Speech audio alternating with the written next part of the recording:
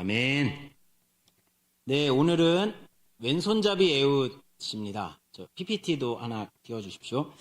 저희 이 이야기를 너무 잘 알고 있습니다. 이스라엘이 모압왕 에글론에게 18년 동안 압제를 당하다가 왼손잡이 에훗이 이제 모압왕을 칼로 찔러서 죽이는, 그래서 이제 이스라엘을 구원하는 뭐 그런 내용 다 알고 계십니다. 이 내용을 한번 좀 살펴보려고 합니다. PPT 좀 부탁드릴게요. 네, 감사합니다. 자, 지난 시간에는 잠시만요. 네, 지난 시간에 사사 온니엘의 이야기를 봤습니다. 사사기에 전형적인 패턴이 있다고 했습니다. 죄를 짓고 이스라엘은 고통에 빠지고, 그러다 고통이 너무 심해져서 하나님께 도와달라고 간구를 하면 하나님께서 사사를 보내셔서 기다렸다는 듯이 이스라엘을 이제 구원하는 그런 구원의 역사를 봤습니다. 이 고통, 이 이야기를 계속해서 봤습니다. 지난주에는 이제 구산 리사다임이라는 부배 죄인한테 압제를 당했던 이스라엘, 그리고 그를 구원했던 온니엘의 이야기를 살펴봤습니다.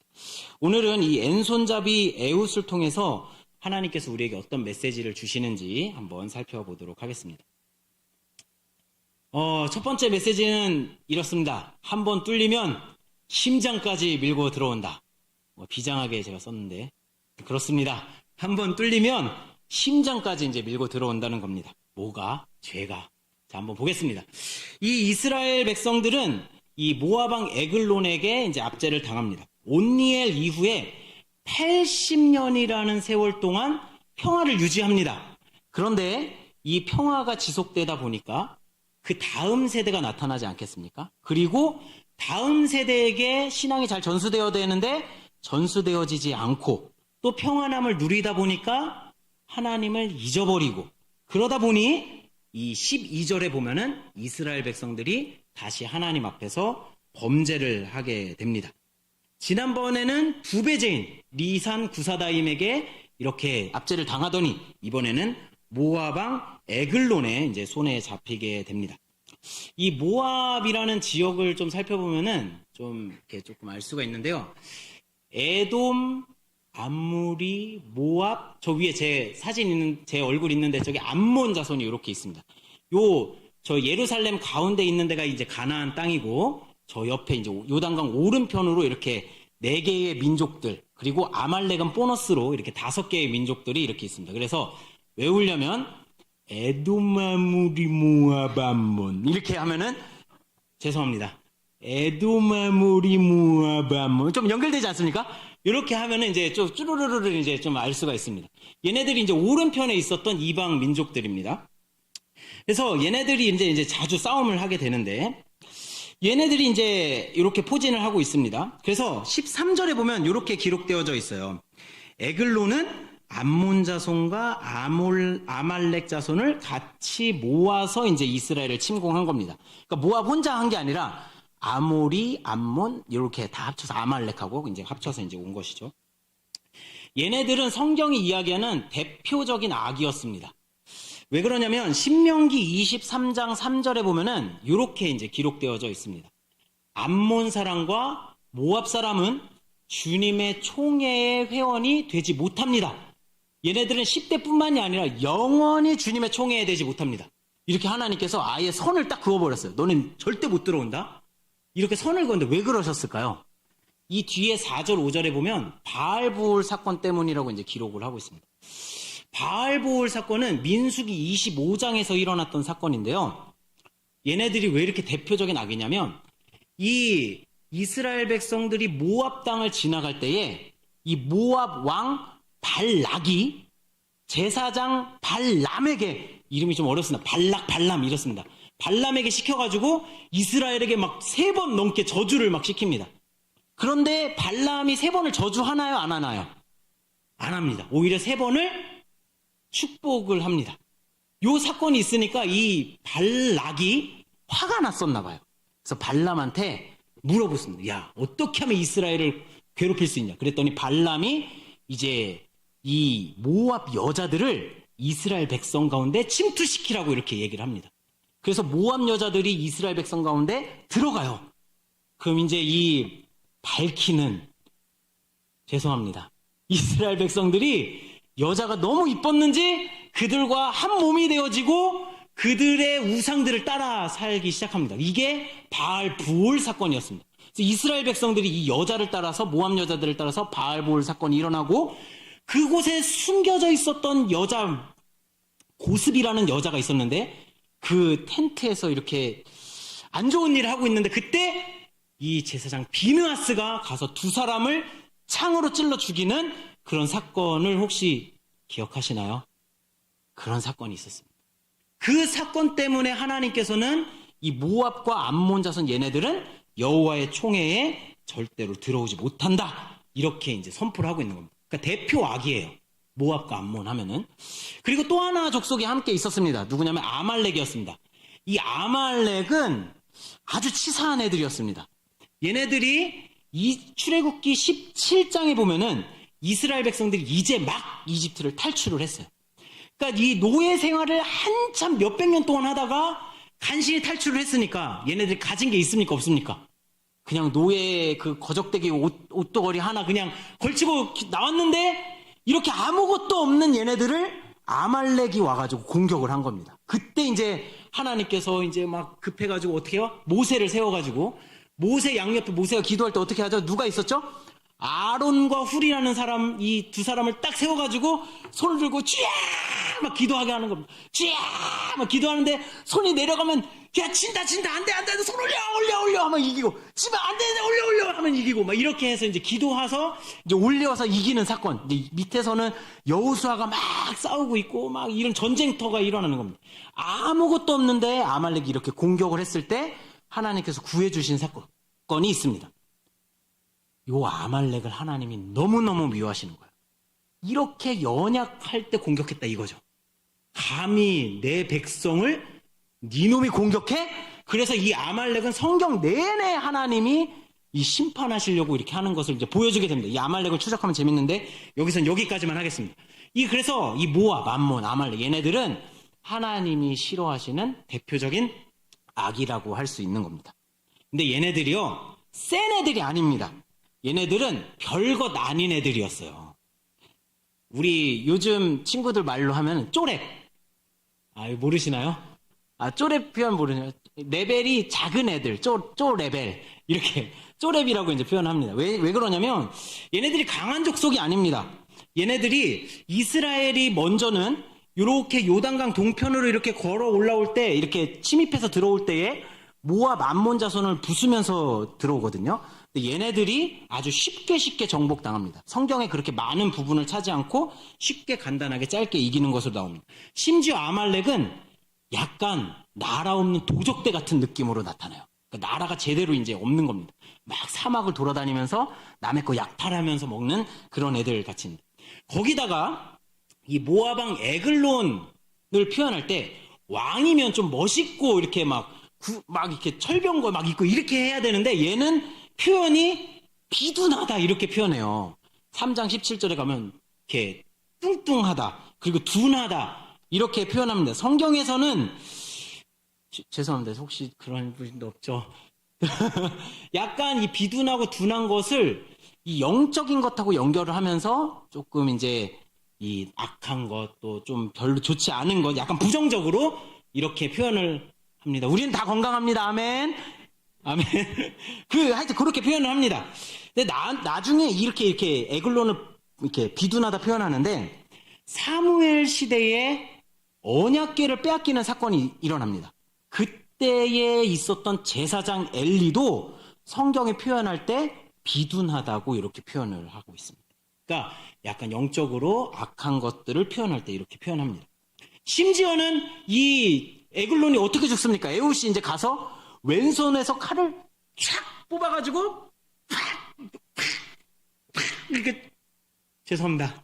이렇게 찌르면은 보통 이제 제가 영화에서 봤는데 이렇게 찔러가지고 이렇게 비틀어야 된대요. 이렇게 저 안 해봤습니다. 근데 공공의 적이라는 영화에서 보면은 찔렀을 때 근육이 놀래가지고 순간적으로 칼을 딱 잡고 하기 때문에 이게 찌르는 게 생각보다 어렵다고 하더라고요. 그래서 이거를 찔러서 이거 배우시면 안 됩니다. 근데 그렇게 되는데 이 에글론은 뭐라고 표현하냐면 근육이 붙잡았다는 게 아니라 이 비계가 너무 많아가지고 그 칼을 이제 비계가 엉겨 붙었다. 이렇게 이제 아주 좀 편향적인 표현으로 성경이 아주 악하게 이제 표현합니다. 그러니까 얘가 그렇게 센 사람이 아니었다라는 걸 이제 표현하고 있는 겁니다. 그러니까 이 족속들이 강하지는 않지만 대표적인 악으로 이제 드러나게 되는 겁니다. 이런 애들한테도 지금 얻어맞고 있는 이스라엘이다. 이거를 성경이 우리에게 말해주고 있는 거예요. 약졸한테, 쪼랩한테도 저 터지고 있는 이스라엘. 이렇게 이제 표현하고 있는 겁니다. 그런데 얘네들이 침투해온 경로가 또 중요합니다. 13절에 이렇게 표현되어져 있습니다. 에글론은 암몬 자손과 아말렉 자손을 모아 이스라엘을 공격하고 종려나무 성읍인 여리고를 점령하였다. 이렇게 표현하고 있어요. 여리고를 점령하면서 모압이 치고 들어온 겁니다. 그러니까 오른편에서 요단강을 건너서 여리고로 이렇게 들어온 거죠. 그런데 이 여리고는 가나안의 문입니다. 다른 통로도 있긴 있어요. 뭐냐면 저희가 이제 지도를 살짝 봐주시면은 저 가데스 바네아라는 곳이 있습니다. 저기는 남쪽에서부터 위로 올라갈 수 있는 길이에요. 남쪽에서부터 위로. 그런데 이스라엘 백성들을 하나님께서 인도하시는데 가데스 바네아로 다시 인도하지 않고 일부러 오른쪽으로 돌려가지고 여리고 성으로 이렇게 침입해 들어가게 합니다. 왜 그러셨을까요? 이 여리고는 이스라엘 입장에서 가나안 땅에서 보면 동쪽에 있습니다. 동쪽은 성경에서 상당히 중요하게 연결되어져 있는 것을 보게 됩니다. 동쪽 하면 에덴의 죄송합니다. 에덴의 동쪽이 나타납니다. 창세기 3장 24절입니다. 같이 한번 읽어보겠습니다. 그를 쫓아내신 다음에 에덴 동산의 동쪽에 그룹을 세워두고 빙빙 도는 불칼을 두셔서 생명나무에 이르는 길을 지키게 하셨다. 그러니까 하나님께서 아담과 하와가 범죄해서 내쫓아내셨는데 어디를 막으시냐면 동쪽을 막으십니다. 동쪽은 은혜가 들어오는 통로, 나가는 통로처럼 성경이 이렇게 보여주고 있습니다. 거짓말 믿으시나요? 진짜입니다. 왜냐하면 이 이야기도 또 연결이 됩니다.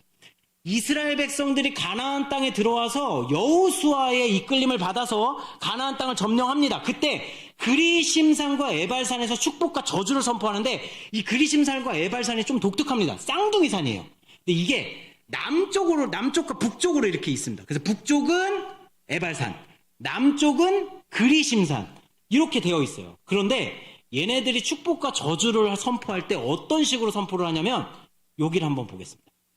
여호수아 8장 33절입니다. 백성의 절반은 그리심산을 등지고 서고 절반은 에발산을 등지고 섰는데 이렇게 표현하면서 축복과 저주가 선포가 되는 거예요. 자, 이제 공간을 이제 생각을 하셔야 됩니다. 지금 남과 북이 이렇게 있고 지금 나는 등을 지고서 이쪽을 봅니다. 그럼 보고 있는 쪽이 어디 쪽이죠? 동쪽입니다. 동쪽. 근데 희한하지 않습니까? 보통 제가 이렇게 이제 축복합니다, 저주합니다 선포하면은 이렇게 우리 성도님들이 저를 보고 아멘 하실 거 안 하실 건가요? 주님의 은혜가 있기를 원합니다. 저를 보고 하잖아요. 저를 보고. 근데 지금 어떻게 하고 있는 거예요? 선포는 여기서 하고 있는데 저쪽을 보면서 아멘, 아멘 이러고 있는 거라는. 희한하지 않습니까? 동쪽을 이렇게 연결하고 있습니다. 성전도 지어질 때 성전의 정문은 동쪽에 있습니다. 예수님이 예루살렘을 입성할 때도 여리고 성 쪽으로 해서 입성을 하십니다.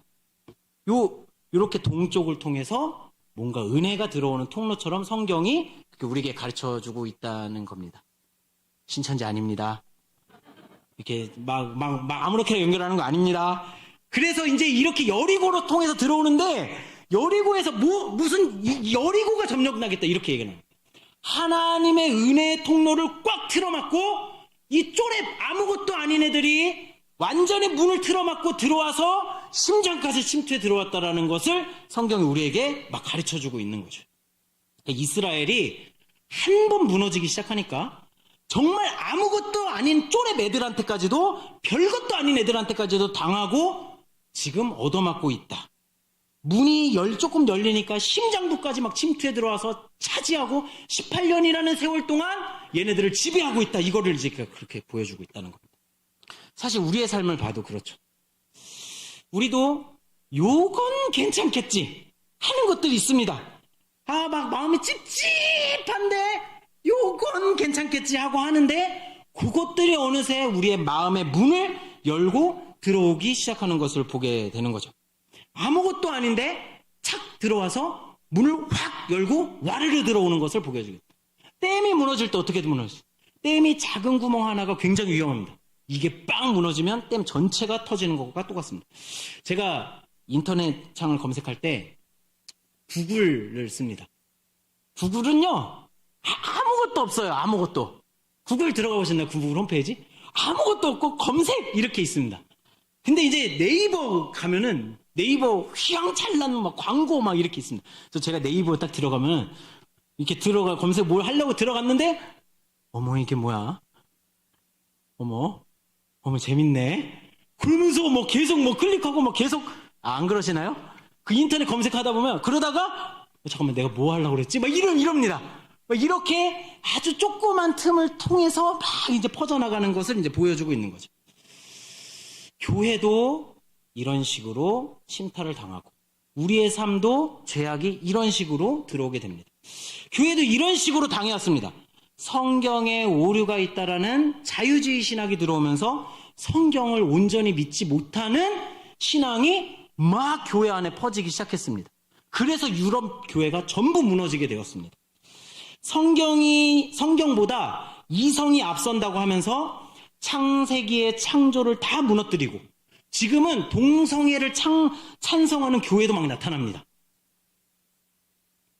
그렇게 해서 완전히 무너진 곳이 유럽입니다. 이번에 혹시 파리 올림픽 개막식 보셨나요? 거기에서 그 최후의 만찬을 이렇게 펼쳐놓고 그 가운데 예수님이 아닌 동성애자를 올려놨습니다. 그러면서 기독교를 조롱했습니다. 그러면서 전 세계의 30개국 이상이 동성애를 합법화했습니다. 큰 나라들입니다. 작은 나라들이 아닙니다. 저는 이것이 교회가 재구시를 못했기 때문에. 유럽 하면은 교회의 종주국 아닙니까? 복음이 가장 먼저 선포되었고 교회가 가장 먼저 세워졌던 그곳이 완전히 무너졌습니다. 미국도 마찬가지입니다. 저희가 이렇게 우리는 성경을 무하며 믿습니다 하고 보수적으로 우리가 믿는 이 기독교 신앙 자체도 전 세계 기독교 안에서 보면 10%도 안 됩니다. 많지 않습니다.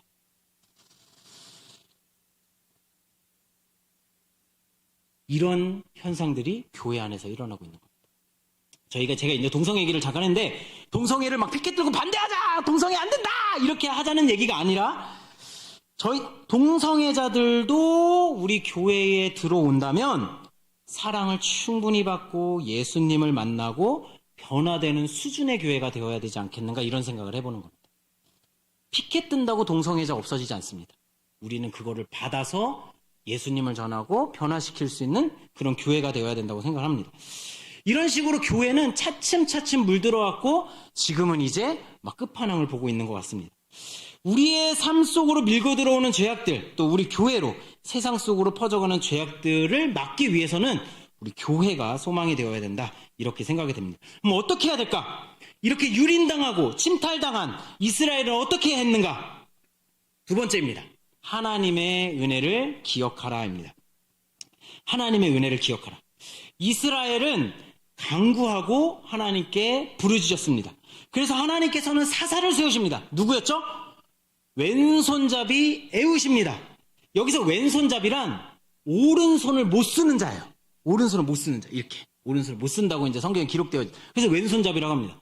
그래서 이제 저희가 이 말씀을 보다 보면 장애인가? 그래서 연약한 자를 들어서 쓰시는 하나님 뭐 이렇게 적용할 경우가 많은데 그럼 생각해 보면은 장애인이 연약한가요? 아닙니다.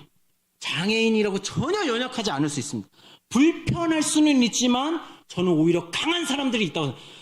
기본적으로 우리 정상적인 어떤 팔과 다리를 가진 사람보다 훨씬 강한 사람들도 많이 봤습니다. 장애인이라고 약하지 않습니다. 연약한 자를 들어서 쓰시는 하나님 이걸 가르쳐 주시는 게 아닙니다. 여기서 오른손을 못 쓴다는 거는 뭐냐면 이 사사기 20장에 가면은 베냐민 지파에서 왼손잡이 부대가 나와요. 700명으로 이루어진 왼손잡이 특수 부대가 나옵니다. 얘네들은 아주 훈련된 군사라고 나오는데요. 이 옛날 성곽을 보면은 이게 왜 그런지를 알 수가 있는데, 제가 사진을 찾다가 못 찾아가지고 그냥 말로 설명해 보겠습니다. 저희가 이제 보통 이렇게 성벽을 점령할 때에 성벽이 이렇게 있으면 이렇게 이제 들어가서 이렇게 하면은 이 방패로 성벽을 할 때에 방패를 이렇게 막으면서 칼을 오른손에 반대로 하시는 분 있나요? 이 오른손잡이가 칼을 써야죠. 이렇게 하면서 이 방패로 막으면서 칼로 이렇게 하면서 이렇게 올라가야 성벽에서 떨어지는 돌도 막고 이렇게 하지 않겠습니까? 그러니까 옛날 사람들이 머리를 써서 올라가는 길을 반대로 해놓은 겁니다. 그럼 이제 이게 이렇게 올라가기가 너무 어렵지 않습니까? 그러니까 이제 왼손잡이 부대를 훈련시키는 일들이 일어나게 됩니다. 베냐민 부대는 그렇게 훈련해요.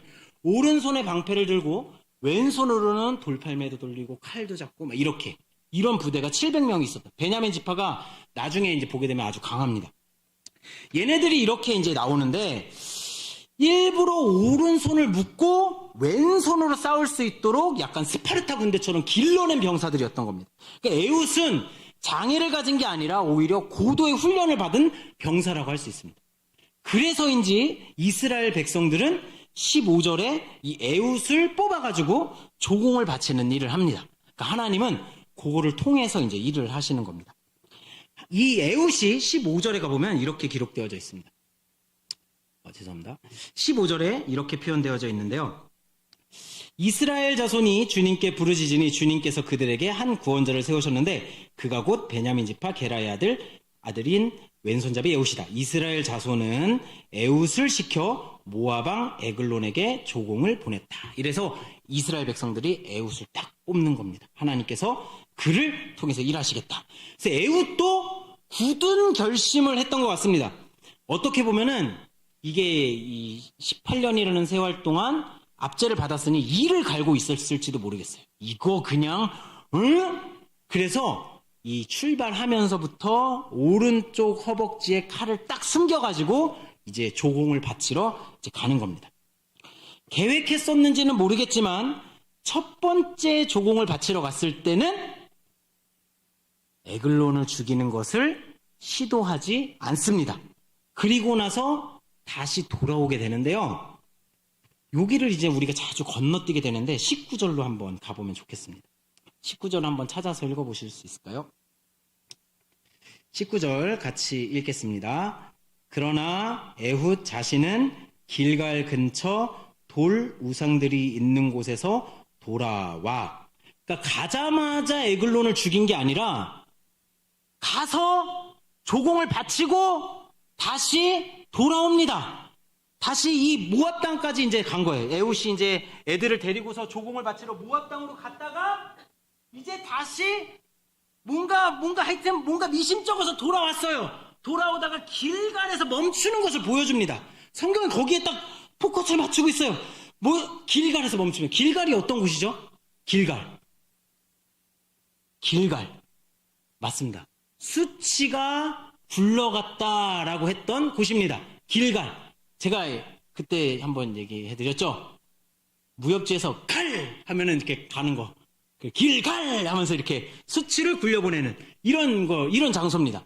그러니까 하나님께서 이스라엘 백성들을 딱 뚫고 들어왔을 때 길갈에서 머물게 하면서 여기서 할례를 베풉니다. 그러면서 수치를 다 굴려보내고 너희는 내 백성이야 하고 선포했던 장소가 길갈입니다. 근데 이 길갈이 지금 어떻게 되어 있다고 성경이 기록하고 있어요? 돌 우상들이 있는 곳.